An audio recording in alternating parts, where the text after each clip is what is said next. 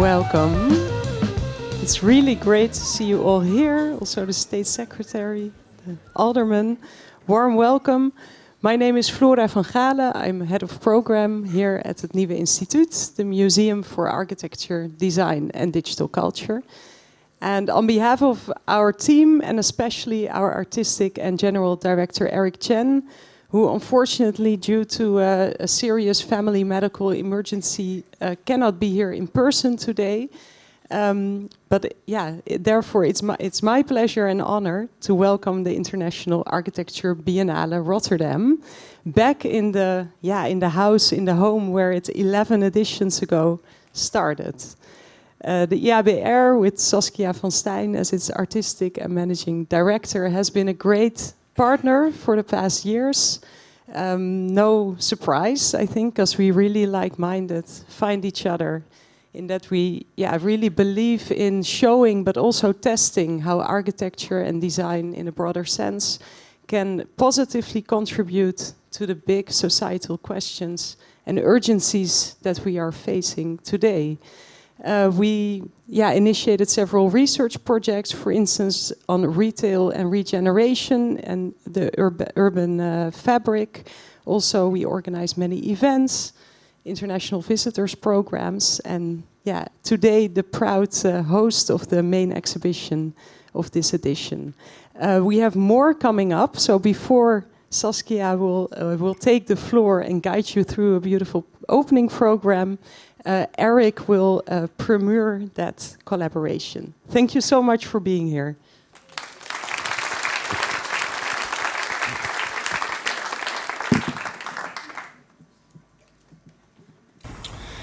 Hi everyone. I'm really sorry that I can't be there today due to a family medical emergency, but I'm really happy that you celebrate IABR, and I want to first and foremost congratulate Saskia and the entire IABR team on this fantastic Biennale on the nature of hope. Now, perhaps hope is not a bad thing to focus on these days. It reminds us that what might sometimes seem impossible or unthinkable can in fact be possible. Now, in the field of Dutch architecture and spatial planning, I'm told that even just a few years ago, if you had said that some of the leading organizations in the field would overcome any differences they might have and come together to form a coalition to jointly reestablish and elevate the role of architecture in confronting our many challenges, I'm told you might be considered slightly crazy. But in fact, this is exactly what we're doing today. And so following up on an idea that we at the New Institute first published in NRC last year, I'm really pleased to announce the formation today of Architectuur overall, or Architecture Everywhere, a new coalition that, to start with, includes New Institute, IABR, COLA, the Association of Local Architecture Institutes, including ARCAM in Amsterdam, AIR in Rotterdam, Haarlem, and so on. It also includes Biennale and Stimuleringsfonds and Delta Metropole and Volume Magazine. On our own, we all work in different ways with different stakeholders and audiences, whether at local or national or even international levels. But together, we kind of cover it all. So in the months and years ahead, we'll be sharpening and defining our roles, coordinating our efforts, and collaborating on various themes, the first being housing, to bring architecture and architecture culture back to the forefront of the minds of the public and policymakers in the myriad spatial planning debates ahead of us. Now here, there's a lot from the past that we can draw on, for sure. Before he passed away, I was lucky to have met on several occasions Audrey Douwerstein, who, among other things, was the first director of the former Netherlands Architecture Institute, and in that sense, my predecessor. Now, if you'll allow me, I dare say that I think Audrey would be delighted to see this coalition forming today, given how in his many different roles, he himself personified a coalition of political ambitions that was vested in the quality of architecture and the social democratic ideals that we need so much today. That being said, at the same time, we also need to move on from the past. In my relatively short time here, I've been very impressed by the energy and dynamism of the field, but I've also noticed how some old, stubborn grievances and narratives are holding us all back. We need to move on from this. So let's look forward and move forward, and that's exactly what this coalition is going to be doing. And on that note, I'm not sure who is there today, but I'd like to thank, in particular, Indira, Barbara, and Gabriel of COLA, Saskia of IABR, Jeroen and Anna of Biennale, Sib, Jolijn, and Ivo of Stimuleringsfonds, Paul of Delta Metropole, and Stefan and Lilith of Volume, with an extra shout out to Stefan for all the extra work he's been putting into the coalition of late. Last but not least, I want to thank my New Institute colleagues, Francine and Tyne, and really everyone for all the efforts and good faith they've brought into this initiative in order to make it happen. I think jointly we'd also all like to thank OCV, the Ministry of Education, Culture and Science, and CRA, the Board of Government Advisors, for their invaluable support. And on that note, please allow me to make one more announcement which is building on the success of our collaboration on our recent exhibition, Designing the Netherlands.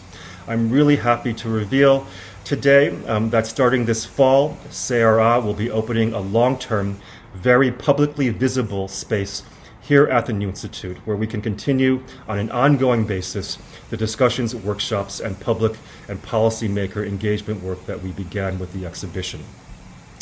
So there's a lot going on, there's a lot of work to do, but also a lot to look forward to. So please join us and let's do this.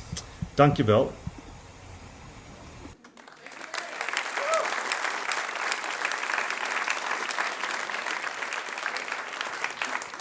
Ladies and gentle people, a very, very warm welcome.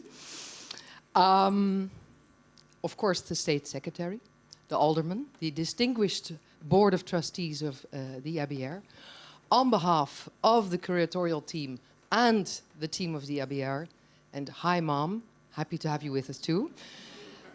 A very, very warm welcome. We've worked extremely hard over the last 2 years. I'm here to open, and we are here to celebrate the nature of hope. But to do so, we have a very dense program, so I'm going to run through it and get us started how a thought like such starts. And a thought like such started, in fact, if I'm very, very honest, already a longer time ago with the former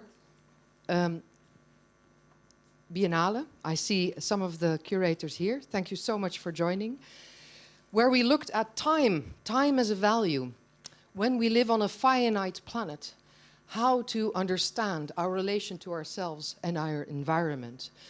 And this was maybe the core blueprint of systemic thinking in the former Biennale.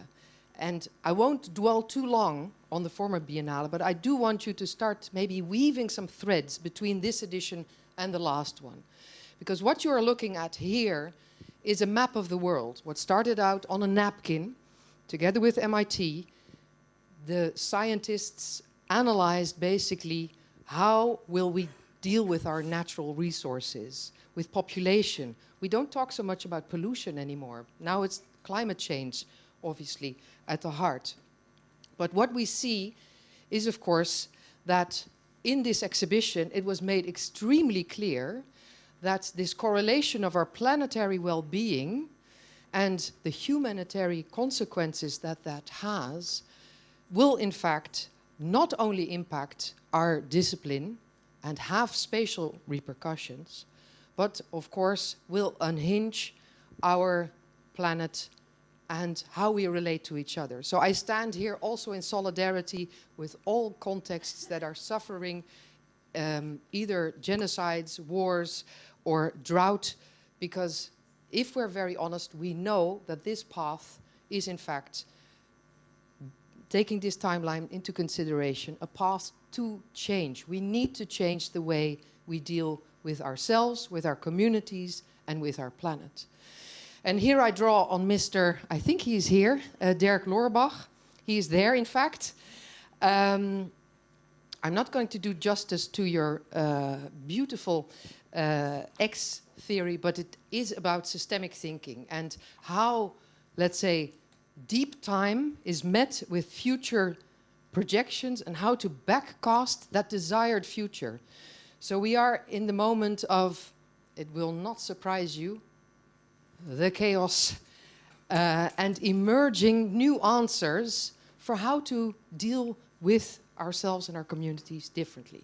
So this was a little bit where it started for me, acknowledging that we're in a poly-crisis at the moment and how to find hope, not in a naive position, but in an active, as a verb.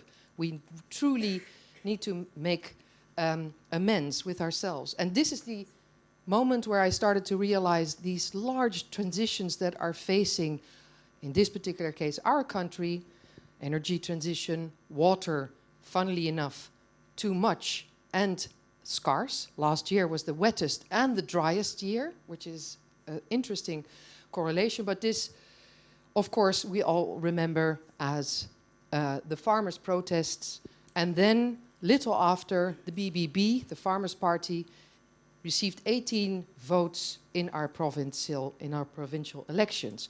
And that correlation of, let's say, politics and agriculture led me to reflect on the question of could we somehow understand our soil, our nature, our history as something to be excited about? Which changes do we need to manifest in order for the future to not be met with fear of change, which is, of course, at the core of It's About Time, but also, I would say, at this year's edition, Nature of Hope. So this is basically where it started, and that's also where one could say maybe the 19th and 20th century of this makeability, maakbaarheid, in how do we relate to each other and ourselves? Does everything need to be controlled, or can we truly maybe understand that relation differently? For those of you who did not recognize it, it was Mr. Mansholt, who was at the forefront after the Second World War. Nooit meer honger, never again shall we be hungry. That individually, he and his legislation touched 71% of our landscape, making the Netherlands one of the larger agricultural nations in our planet. Now, just to say, we are at the moment where a lot is changing, but we're getting an awareness that where we stand, there's also something underneath. So maybe we need to embrace all of that. I will not go into details now. I only want to say, for those of you who are new, we specialize in design by research and truly believe that architecture, landscape, urbanism has a role to play in the challenges we face. And we've done so since 2003. And I'm very, very, very honored by the trust that has put in to us by the municipality, because yesterday we had a positive advice for the next 5 years. So yes, applause.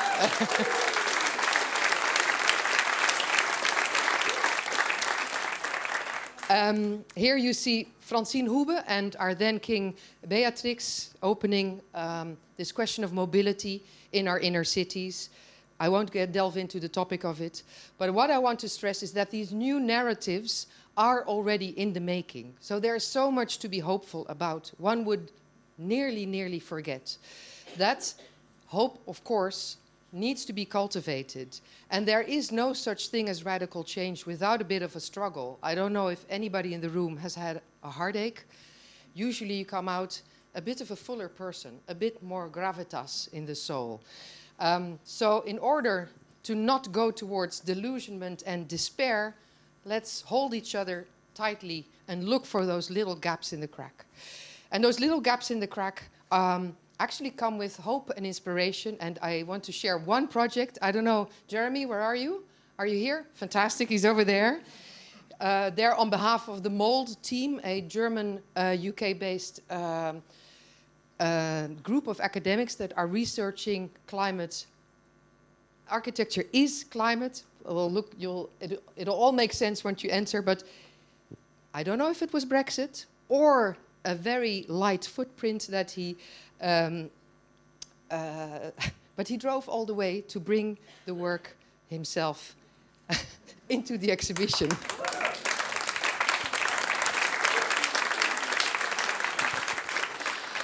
So that's a very low footprint for you. I am standing here in front of you, but it's of course never ever only me. I'm extremely indebted to the curators, who I'll introduce more in depth in a second. Of course, the beautiful graphic design by Leroy Cleremans, the spatial and material consultancy by DPS. Diogo is here. Thank you for joining us. And also our thoughts are with Gonzalo. The whole team there, Reineke, Venla, Maria, Vivian. I mean, I could go on and on. But I'll keep it at that. And it is my true honor to introduce our next guest, but not before mentioning that I truly believe that our future is collaborative. So we don't have the time, but I actually want you to make a new friend. I was gonna do it here, but I'm looking at the clock and I won't. But just ask, what is your definition of hope? Or hey, what are you looking forward to within now and the week? Or share a work, or if you see the artist, ask what it is about. Because the future is collaborative and we need each other to move forward in a hopeful manner. Thank you so much, and it is my true honor to introduce our State Secretary, Ms. Fleur Gräper-van Koolwijk. I'm honored to have you here. Thank you for spending your Saturday night. Please giving it up. Warm applause.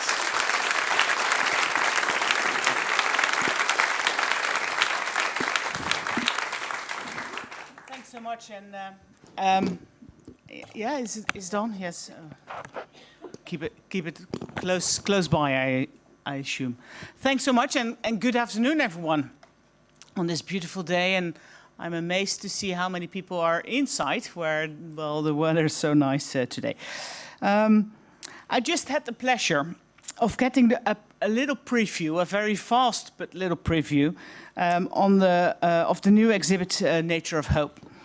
And while I was wandering past these thought-provoking pieces, a quote by the famous architect Frank Lloyd Wright came to mind. He once said, "Every great architect is necessarily a great poet. He must be a great original interpreter of his time, his day, his age." And I would like to add that all of you are great interpreters of tomorrow. From the architects to the landscape designers, urban planners, and other creatives present here. You see not only what is needed today, but also in the years to come. And we really need that forward-looking view. To tackle the major challenges we are facing, such as climate change, biodiversity loss, and soil depletion, challenges without borders and without simple solutions. That is why we need your creativity, ideas and talent. Your unique way of looking at the world and the role we play, the role design can play in it, which can be seen at this new exhibit, such as in the installation 16 feet under, which revolves around the challenges of using more nature-friendly materials in foundation piles. Or the movie Demolition Drama, which promotes the renovation and reuse of existing functioning buildings who would otherwise be demolished. And lastly, the interactive installation Environmentalist Stock Exchange, designed to teach visitors more about ecological systems and the role humans play in them. Of course, much more can be seen, experienced, and there is plenty of material to spark new conversations, new thoughts, and new perspectives. New ideas on how humans can live more sustainable, on how we can establish a more balanced relationship with our environment and with the species inhabited the planet. I used to discuss similar topics in my previous job. A while back, I was a regional minister in the province of Groningen, here in the north of the Netherlands. And I remember that with every building, every bridge and every aqueduct that was built, because I was a regional minister for infrastructure, I questioned what we wanted to leave behind for generations to come. What did we want the story of our time to be? How did we want to shape the cultural heritage of the future? And how could we be ensured that these creations were sustainable as well as durable? Questions that I still ponder over. Even now, during my last days as State Secretary for Culture and Media, and thankfully, today I'm in good company, because these questions keep you occupied as well. Collectively, you are trying to find answers by inspiring others, by showing what is possible, by letting them see how architecture, in some cases, is already contributing to restoring biodiversity and natural surroundings. But that's not all. Because this Biennale also highlights local green hotspots. All throughout Rotterdam, so-called botanical monuments can be found, such as parks, a zoo, and a botanical garden. Oases within the city, where urban nature can flourish. Places of inspiration. If you want to be further inspired, you can come to a symposium, a workshop, or a tour organized during this Biennale. bringing not only architects, urban planners and other design professionals together, but also other creatives, scientists and students, and everyone who is interested in how we want to shape our surroundings, now and in the future. Which brings me back to here and now, to the exhibit Nature of Hope. I started with a quote by Frank Lloyd Wright, and I want to leave you with some of his words, because he once said, "Study nature, love nature, stay close to nature. It will never fail you." And I would like to add, find inspiration into nature. And who knows where that will lead us. Thank you, and I hope that many will enjoy this wonderful Biennale and be left here inspired as well. Thank you very much. Thank you so much.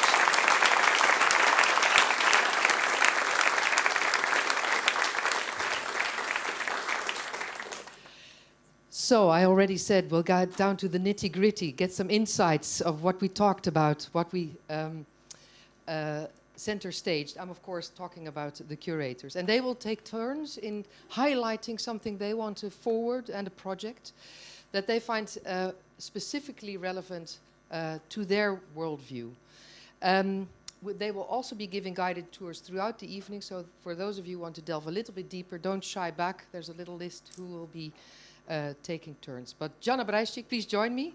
Bystrykh is a educator, an architect, a filmmaker, head of the academy in Amsterdam, and you're going to lay the foundation of what we see at the exhibition. Please give it up for Janna.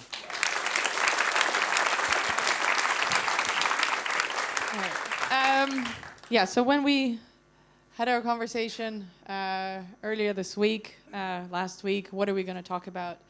I actually wanted to share a bit of our process because I think that's also been the giveaway and the takeaway from this exhibition is we need to spend time on our process and each other processes maybe a little bit more in architecture in general. So bear with me. This is a diagram that I think has played an important role in the making of this exhibition. It was produced collectively by IPCC and IPBS, so the panel for climate change and the UN panel for biodiversity. They came together in 2020 for the first time since their existence, which seems relatively late.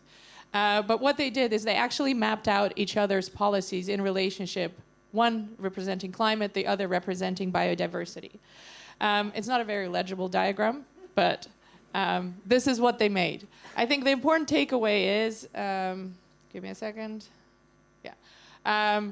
Climate actions is what IPCC does. When we narrate our ambitions, our climate ambitions, our biodiversity ambitions, from the climate perspective, a lot of it turns red for biodiversity and nature.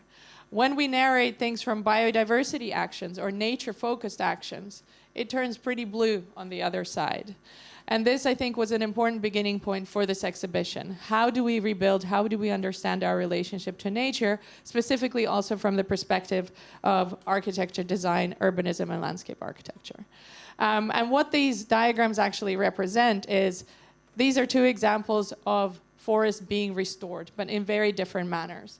So on the left-hand side, it's an afforestation project where trees are being planted. There is a responsibility being taken for putting carbon back into the ground.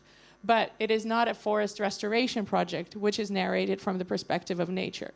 And therefore, this is not a biodiversity action, this is. And I think once we start to relate to that in our production as architects and spatial planners and designers, I think we will be making huge steps in how we practice architecture.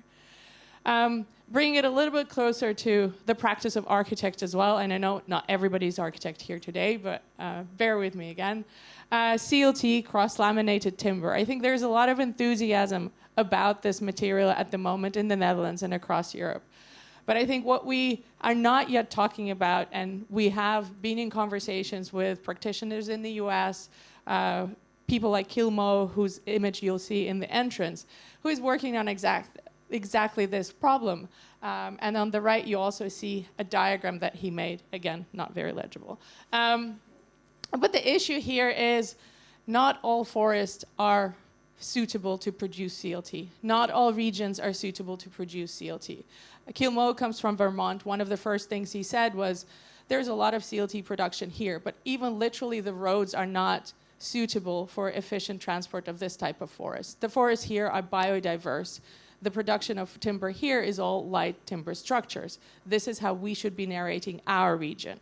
And so this is what this diagram, this is a paper published earlier this year by Kielmo and other researchers, where they start to discover and at least discuss how can forest management practices be put to use in production of architecture, so that we're really merging these two fields in a way that is, and producing the material that we require for the production of homes, buildings, et cetera, but at the same time also practicing forest restoration, which is so much needed across the world.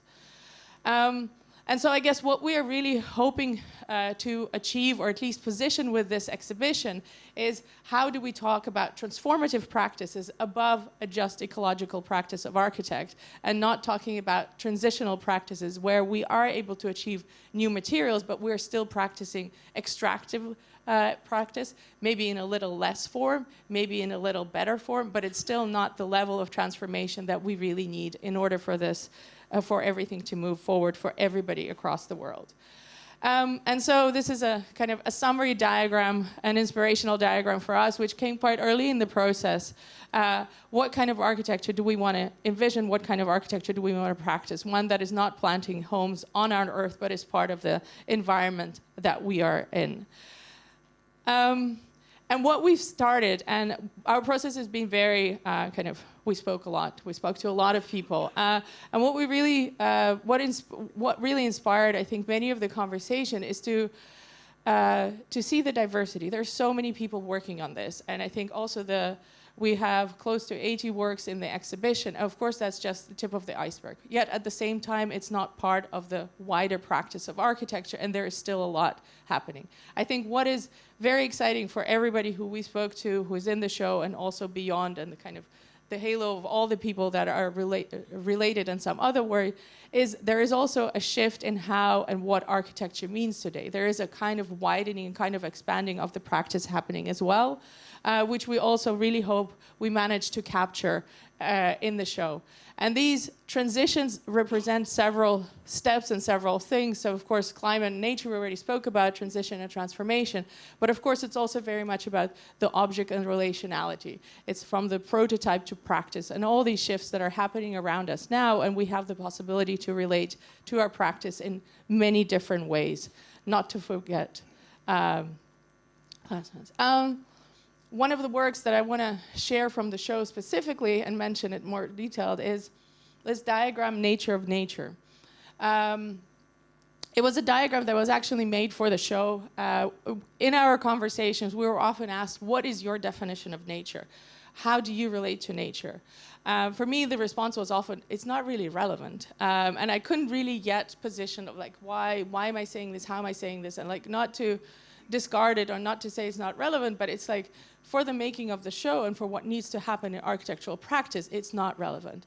And so I came across Alec Putzer and Katja Schlechter, who couldn't be here today, unfortunately, who recently completed an entire work on definitions of nature in cultural perspective. So what you see in this seahorse diagram, in a way, these are historic narratives that have been developed by different authors, from Jane Goodall to many, many others, and how these dualism existed and how we narrated nature is good, nature is bad, nature is wild, nature is tamed, nature is perfect, it's imperfect.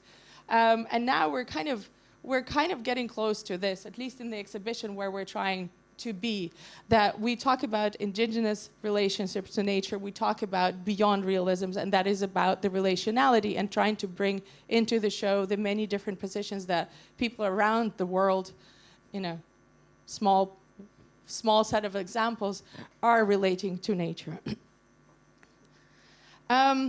What I think was important for us is how do we systematize this at the end? Because we do need to make a show, and how do we actually bring everybody in? So what you will see in these color tags, they also refer to the labels in the exhibition, are the 5 themes that were instrumental in defining the various works that we have positioned. Material shadows, for instance, talks about the shadows of what is left behind in the landscape. What is the ecological state of the landscape? What are the labor conditions under which the various projects have been done? Material Cultures did a film on this, for example. Hybrid Becomings talks about the various definitions of nature again, but it also talks about how we need to relate also to different forms of knowledge, and Aline will speak to that a little bit later. Resistance as practice. I think as designers, there are different forms of resistance and how we practice it. And so in the show, for us, it was also important to emphasize that we could be more resistant. We can go beyond, and we can do more. Soil.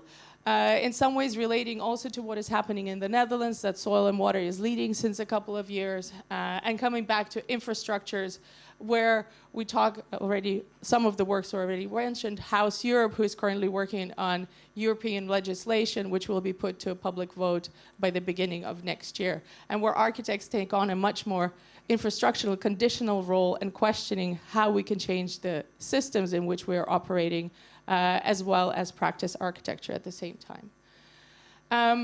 This is a list, it doesn't need to be legible, but there are a lot of people in this show. And I think the point is it's also just the beginning. I think for us, this period of a year has been incredibly inspirational in how much we've learned, how much we've found, but also in terms of how much amazing inspirational work there is out there. That is not to say that there is still a lot to do. There is really a lot to do. But I think there is an element of alliance building, and we're really hoping that this edition of the exhibition would also help in that connection, as was mentioned by Saskia earlier. And then just a very early diagram of how we wanted to put together the show. And it really, so the dots are again representing the 5 themes, and to actually say that from day one, the first spatial sketch was very much about how are the relationships between the various practices, that it's not just about the one object, but always situating in its context geographically, socially, and then again in the exhibition to create new narratives, hopefully, as well. And then the difference to today is actually not that big. Thank you so much.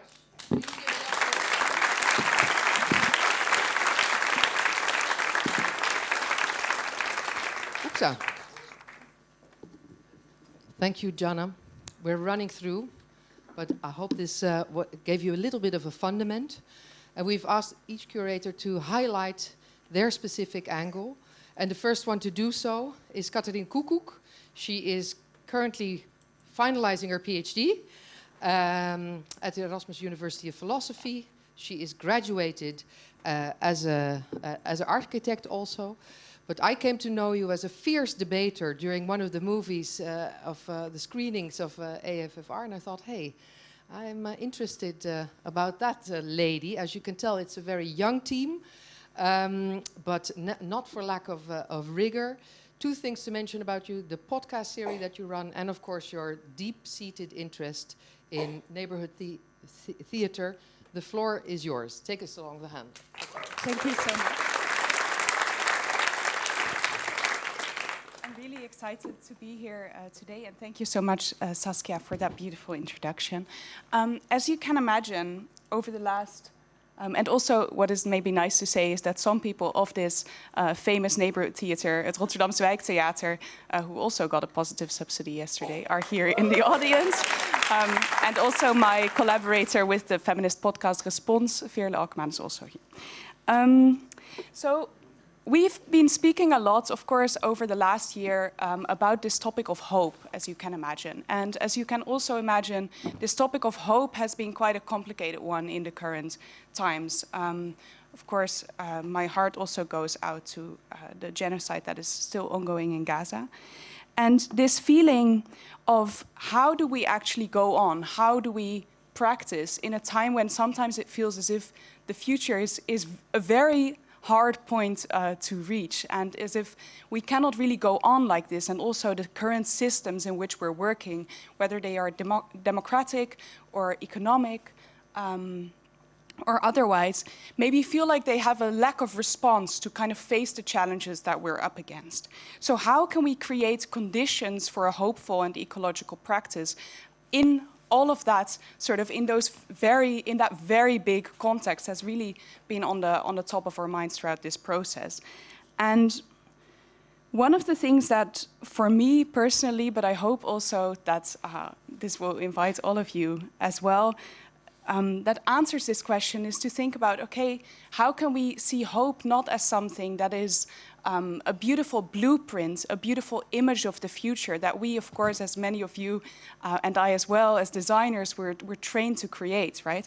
But how can we create hope also in action, in coming together, in building alliances, in building solidarity, in changing the conditions in which we work and in which we live together? Well, if we do that, and what you see here is a calendar of the events that we're going to run in the exhibition space itself. We've been working very hard over the last year and over the last weeks especially to make this, to get this exhibition to where it is today. Just this morning we were sticking the last labels.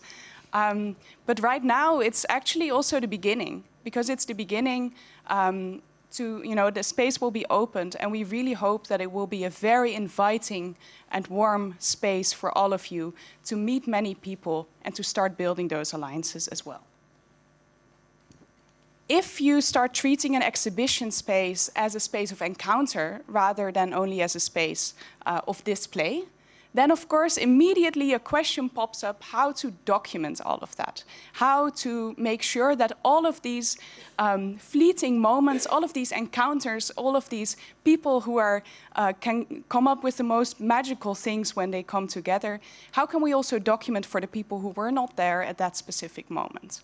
Thankfully, Meta Office, Laurits, Lea, and Edward, who are also here, came up with an answer. And this is, of course, as you can see, an early sketch. But when you go into the space, you will find a shelf that holds 4 kind of interesting-looking boxes. They are very shiny and beautiful. And they are kind of a documentation machine, a live archive that documents all of what is going to happen in the practice place, in this meeting space, in the exhibition over the coming months. And all of that will be grouped together to start building that new narrative that we so desperately need, which Saskia already announced. And that new narrative will then be festively celebrated on the 10th of October towards the end of this Biennale. So I really invite you that when you enter the exhibition space in a bit, this is just a tiny, tiny sneak peek. You will kind of see a glowing halo that was thought up by Diogo and Gonzalo, and that was really beautifully installed by the builders and the audiovisual team who lit it up really nicely. There's the graphic design by Sarah and Esther. We have this shelf with Meta Office, and there will be a quite luxurious, creamy cake on which you can sit and meet and get together, which is made by Theo de Mans and Clément Seyss. So I'll leave it at that. Thank you. Please give it up for Katrien Koevoet.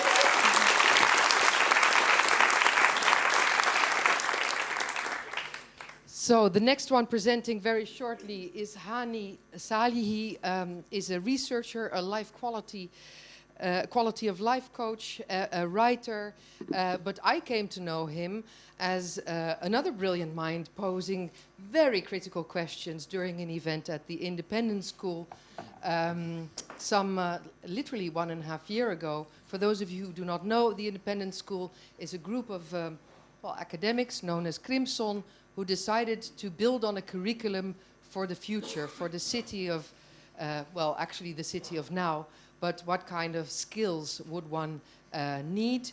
And I think without further ado, Hani, please take us along one of your favorite works in the exhibition. Thank you, Saskia. Hi, everyone. Thank you all for joining us. As has already been mentioned, it's quite warm and sunny outside, so appreciate you taking the time to join us. So I'm here to really just talk about sort of my angle or interest particularly, and we've already kind of touched on this, which is kind of the systemic. It really starts from a position of understanding that everything is designed, whether that be through a result of actual intentional design or through a series of incentives and disincentives, let's say. And I think that in my particular area of interest is what happens if we map these systems out and understand what they do. Do we then understand where the leverage points are, where the pinch points are? And in a system that sort of where labor is scarce and quite difficult to make time for when it comes to change, then do we allow ourselves a space to be able to kind of become more efficient and being able to articulate this kind of change? I'll move on to the next slide. I think a really good example of that in the exhibition is the Open Systems Lab project Plan X, and Alistair is here. Hi, Alistair. And I think this project really demonstrates a really exciting moment for us as designers, both sort of spatial designers, but also critical thinkers when it comes to systems and frameworks. What this project does particularly is it takes this sort of, where's the laser on this? It doesn't matter. It's the thing on the left. So the planning document on the left is the first page of about 1,200 pages of planning legislation. And in a sense, I think this demonstrates what I have sort of come to call planning palimpsest, which is like hundreds of layers of planning legislation that's come to kind of inform the way that we make decisions about how you build houses in the UK, to put it very simply. And what Alistair has done, along with his team at Open Systems Lab, is think very succinctly and very intelligently about how do we understand and map this in a way that makes it easier for people to navigate.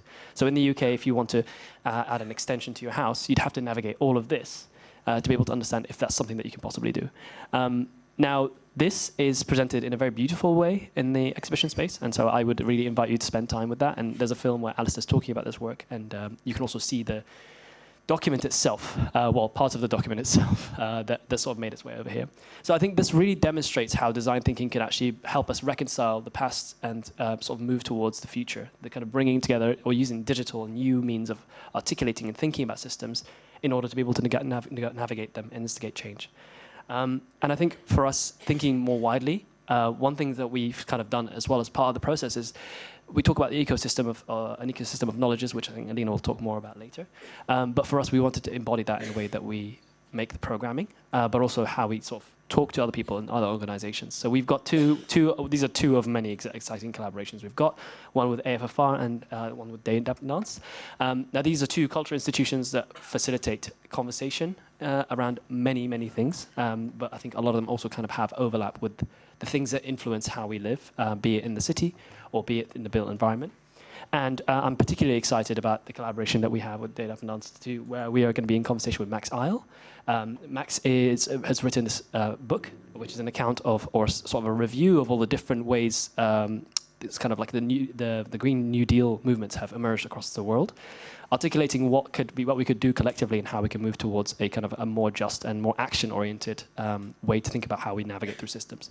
And in that conversation, in particular, we're hoping to bring together Max in conversation with Peter Swinnen, who is an architect who has a history of sort of what he would call policy whispering. So again, we're trying to understand what can we do, what can we learn from others, but then how can we mobilize through the sort of these kind of systems and pressure points, and where can we actually really activate that?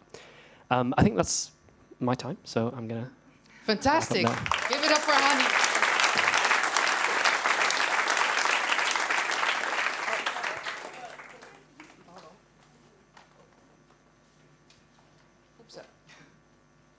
The next one I'd like to introduce is Noortje Wening, a writer, a thinker, a curator, and also very honored to have her as part of our core team. But also, for those of you who know her a little bit better, she's also an activist, so it doesn't come as a surprise that she will now speak about that a little bit. Noortje, the floor is yours. Thank you for this beautiful introduction, Saskia. Hello, everyone. Super nice to see you all. Very nerve-wracking. Very happy to be here.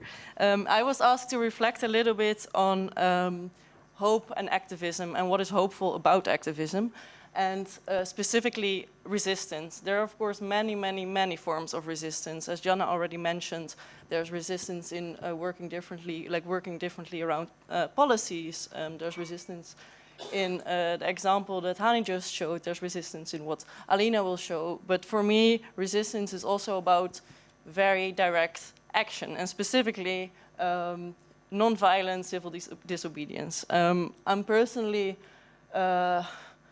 sometimes people say you're a member of Extinction Rebellion. You're not really a member. It's not an organization, but I've been active there. Not in the last year, of course. I was a bit preoccupied.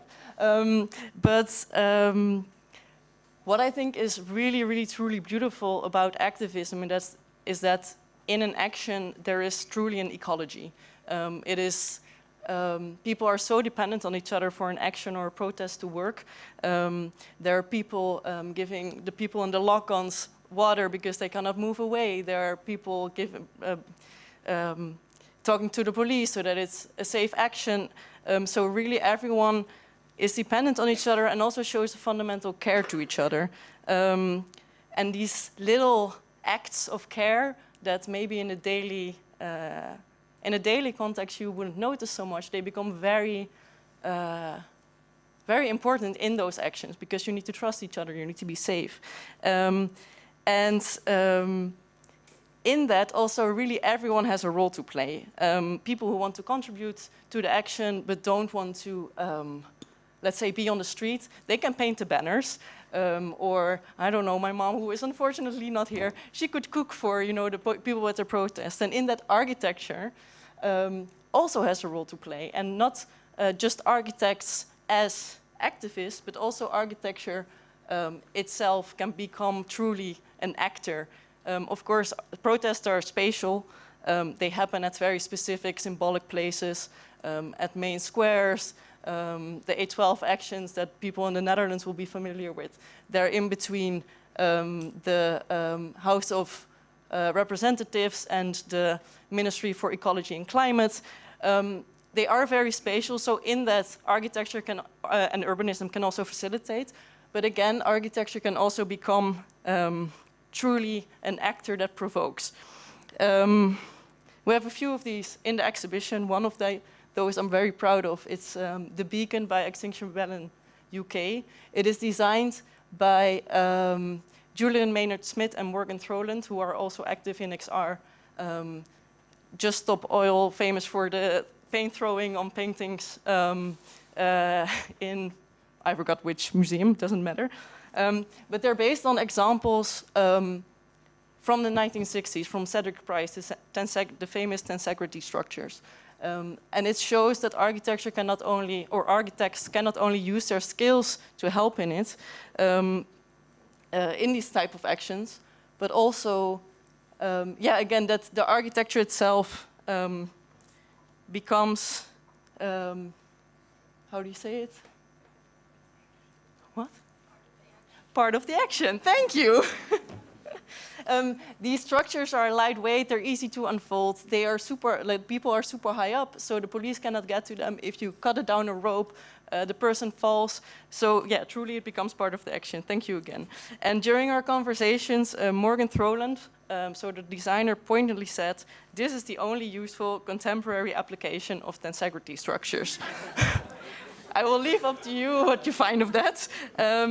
And what is really nice to tell about this specific structure, which is in the exhibition, it was collectively built. So again, an ecology. You need all the people there. Then my second example that I'm also very proud to have in the exhibition. Do I need to? Okay, last one, a few sentences. In actions, individuals take agency. Architects can take agency. And one form of taking agency of individuals and also influencing politics in a broader sense is Covivema. This building is a housing cooperative. It's self-built, it's self-managed, and it's in the middle of the capital of Uruguay, Montevideo. It was built with what they call a mutual aid model, where the government and independent institutions help these cooperatives throughout the whole process, from the beginning, founding the cooperative, to finding a plot of land, to legal advice in negotiations. They help design the structure, they help with the construction process, and then they actually make it with the people there. It is an incredible, I think it's an incredible project. It is also very, people become very in solidarity with each other there. And what is beautiful about this cooperative and this mutual aid model is that they also help make the democratic decisions. So if you need to manage a building like this, or if you need to construct a building like this, how do you do that with, I don't know, 200 people that are going to live there? So, and this mutual aid model shows that it stems from a movement in the 1960s, a housing movement, where there was taken action, and then I will round up my story, where there was activism, and it truly changed the politics of and the housing system of Uruguay and now also other countries in South America, because this mutual aid model has been adopted in many, many countries, hopefully soon also in Europe. So to end, I'm convinced that architecture and activism, resistance in its many forms, can really, really learn from each other, and they're both very vital in this fight for the change that we all want. Thank you so much.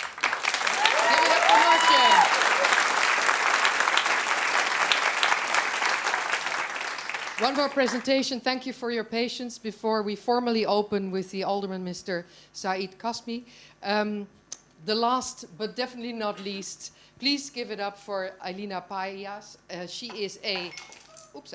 is a trained architect, has her bachelor's in, received her bachelor's in Sao Paulo and her master's in, at the TU in Delft. That brought her to this neck of the woods. She has a strong emphasis in philosophy, and particularly the philosophy of technology, there with a special interest in feminist theory, new materialism, and let's say the architecture of production, so maybe the things behind the scene we do not see. Please give it up for Ailina.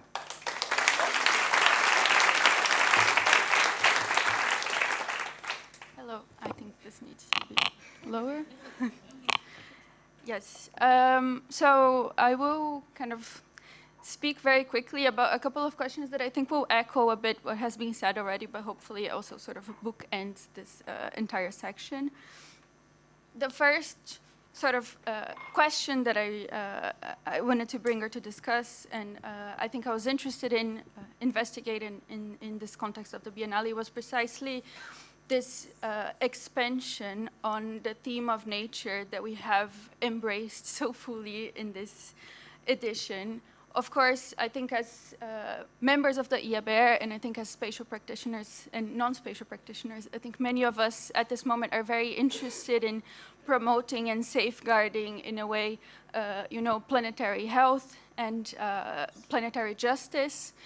And we looked at how different spatial practitioners have engaged with this theme of nature in ways that maybe they worked more with, you know, certain urban natures or certain queer natures, or maybe conceptions of nature that are not originated or grounded on a typically sort of conventionally Western approach, or maybe not originated in a only human perspective.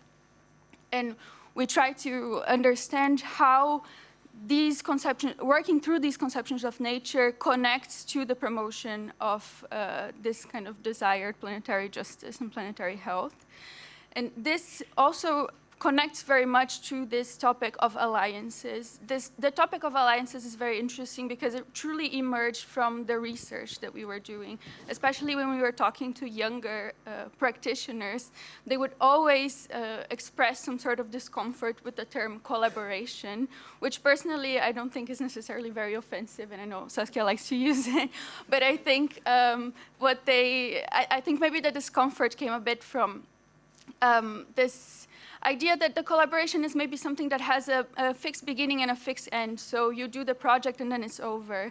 And in a way, they, I think, prefer much more to use this term alliance because it relates to a larger sense of a project, right? So maybe a social project, a political project, or a planetary project. And what's fundamental about this idea of a spatial practitioner that establishes these alliances is that they are also grounded in bonds between the spatial practitioner and other groups of people or other people that are go a bit deeper and longer than just the bonds related to sort of conventional architecture work.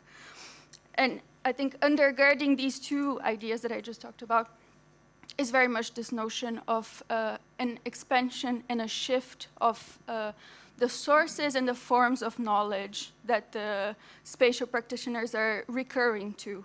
So definitely you will notice, and we have noticed talking to so many people, that the practitioner today is looking at traditional communities and their sources of knowledge, is looking at working with earth scientists, philosophers, policymakers, economists, so effectively kind of expanding what types and sources of knowledge they're working with.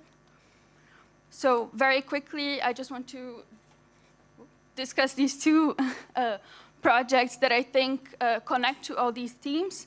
The first one is the listening station. So this is a collective project that comes all the way from Malmberget in the Arctic Circle in the north of Sweden in Sami territory. And it's here in the exhibition. So Malmberget is basically this culmination of the colonization of the north of Sweden, right? It's a village that's being swallowed by a crater that opened up in the center of the village because of deep soil, iron ore mining. And we connected at first to Karin Reisinger, who basically tackled this question of, what does the spatial practitioner do when faced with basically the end of the world, in a way? And her response was very much, well, at least you sense and you archive. So you archive the loss and you archive what's being lost, in a way.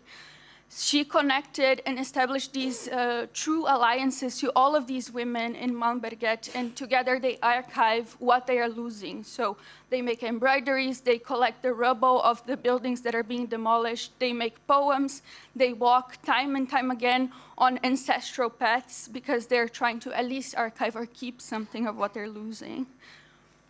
And then sort of very differently, this second project is, they are the maps of the critical zone observatories that are mostly made by Alexandra Arenes, also with collaboration from Axel Grégoire. Basically, they're a development of this project, this larger project that's called Terraforma. That in a way, it's about kind of shifting and revising the hierarchies that are applied in sort of the conventional cartographic map-making modes. And for these projects, they take the soil projection of the Terraforma project, which puts the atmosphere at the center and the soil layers on the outside. And they connect this to all of this information that is collected and sensed within these critical zone areas, which are basically areas that are, have information that is critical to life on Earth, in a way, and make these maps that showcase this type of information. And I just want to add one last thing, because it's very special. This research is very much ongoing and very recent. So actually the map, the green map that you're seeing already is very fresh. It was just finished, and you will be able to see it at the exhibition as well. Give it up for Alina.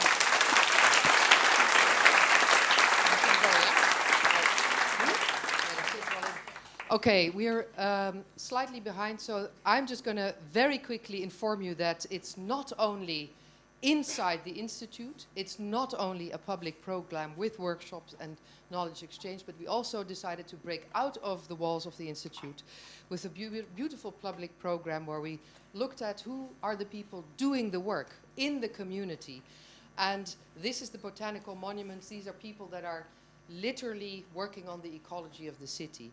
And the office De Rive for the IABR will look at how do plans meet these kind of bottom-up events. And we're working with these communities to see what are their spatial needs, but also how can we further their practice and have their conversations.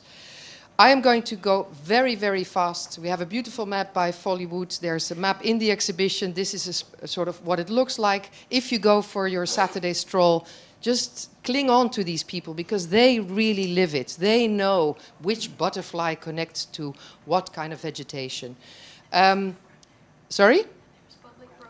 And there's also public program with these people, as you can tell. Okay, that's that. For those of you who like words, all the curators do, like myself. That's why we're 10 minutes behind. There's more words going on tomorrow, where we will delve deeper with participants. Many of you are here. Thank you for joining. Thank you for all the effort you've put into the exhibition. But we'll delve deeper with each other in the symposium, Building Ecologies. Now, without further ado, I've already introduced the Alderman, Mr. Saeed Kasmi. He is here to formally open the exhibition. Please, a very warm welcome.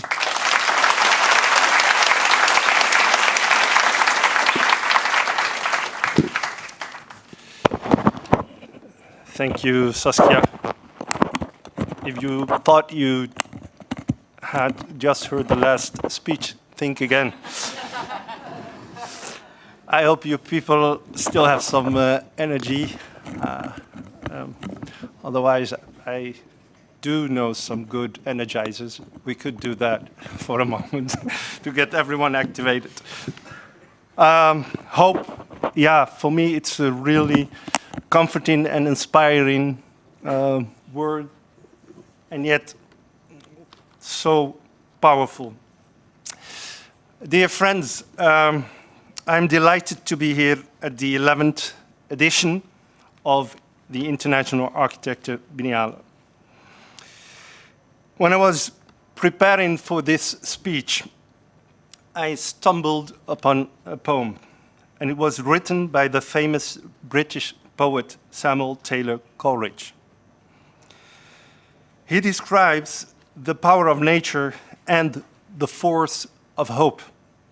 He admires bees, birds, and flowers which do their jobs being part of nature. Coleridge also questions our role and relationship with nature. And the poem ends with, "Work without hope draws nectar in a sieve, and hope without an object cannot live." It seems that this year's theme of the Biennale was inspired by this poem. Or maybe it just fits it perfectly.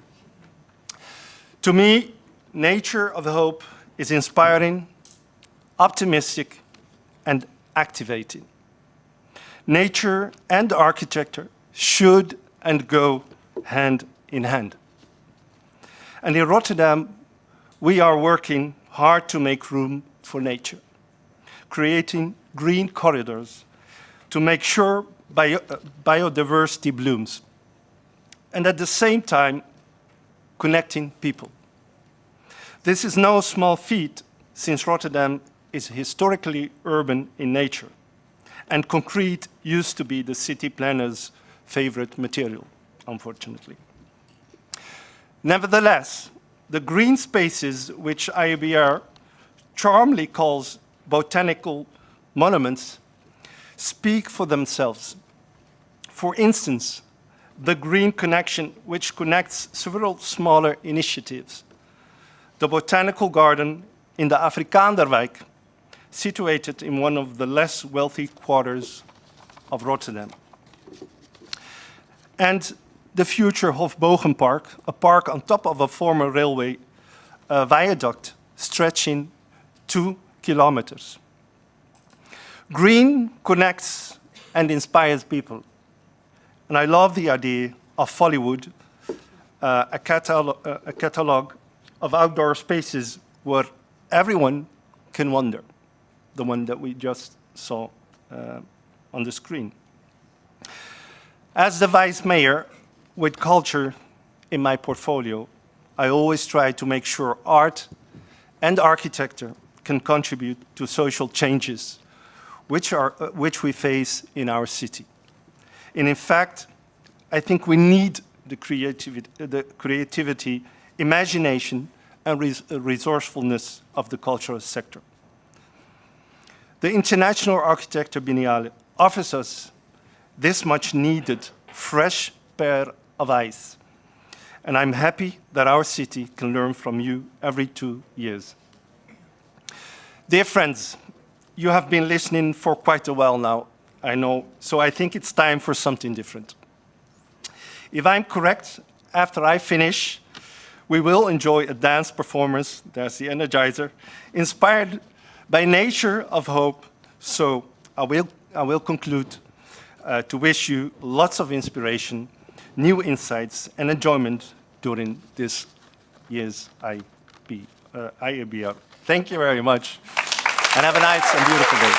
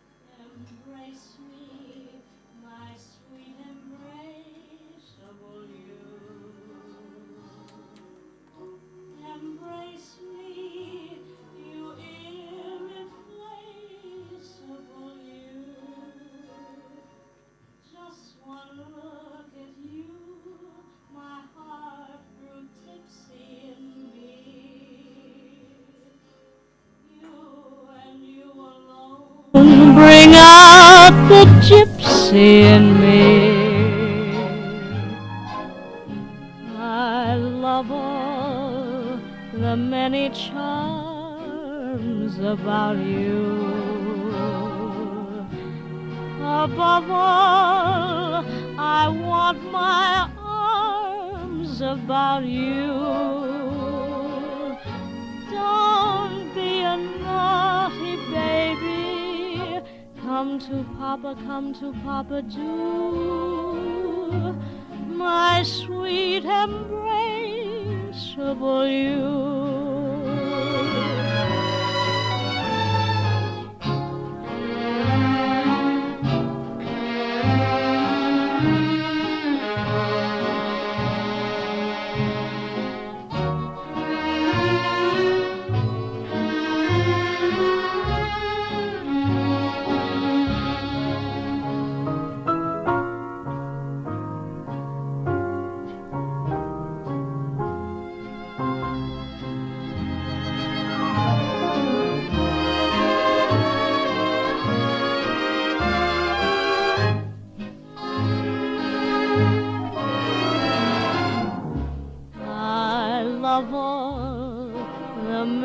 Charms about you. Above all, I want my arms about you. Don't be a naughty baby. Come to Papa, do. My sweet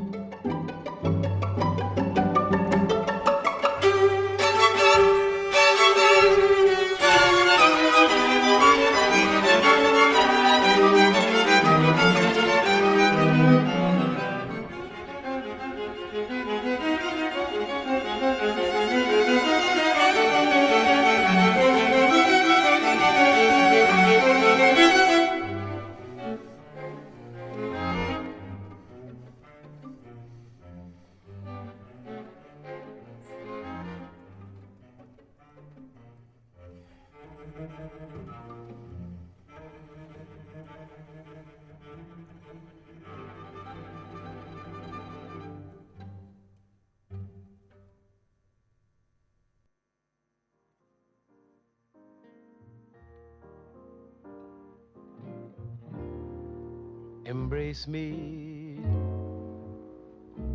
my sweet embraceable you. Embrace me, you irreplaceable you.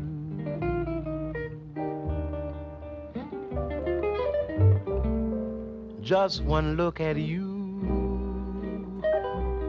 my heart grows tipsy in me.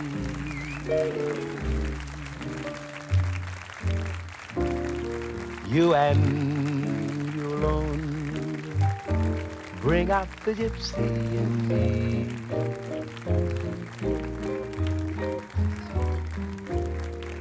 I love all. I'm not sure they're coming back, but this is IABR company. No, not coming back. Okay. Above all, With this delicate reconnecting to our own bodies, we wanted to finalize Nature of Hope. I saw robots, flamingos, and little ants coming by. Thank you so much. Thank you to the curators for this tremendous effort that you went through, a roller coaster of full commitment. Thank you to all the designers, the IABR team, everybody here that put so much beautiful work in it. I want to thank Charlie Koolhaas, who made me her fashion ambassador yesterday evening when she opened her first store, where she's printing her photographs on fashion. And you're actually not looking at the Nature of Hope, but you're looking at a rave party. And the party is in fact opened. We'll sing, dance, talk. There's people standing outside with a lot of headphones on, so everything has been streamed, but we're open until 10. It goes without saying, I also want to mention that it's the last weekend of the Architecture Month of Rotterdam, and please help me thank the new institute for hosting us. Have a lovely day. Take care. Thank you.